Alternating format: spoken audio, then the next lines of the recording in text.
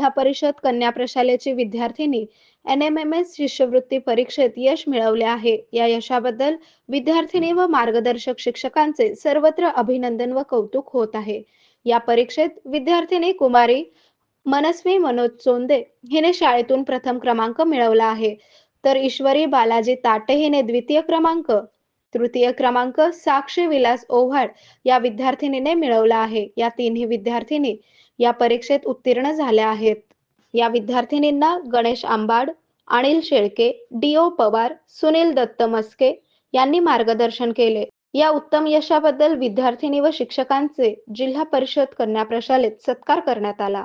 यावेळी शाळेचे मुख्याध्यापक बी.डी. कदम, ॲडव्होकेट मनोज चोंदे, नगरसेवक शीतल चोंदे, विस्तार अधिकारी संभाजी जगदाळे, मीना जावळे, गौरी ताटे, शुभांगी नकाते, सविता घंटे, सारिका माळी, हनुमंत झोंबाडे, अनंत तिडके, जाहिराबी शेख व शाळा व्यवस्थापन समितीचे सर्व पदाधिकारी सदस्यांनी सत्कार करून अभिनंदन व कौतुक केले आहे.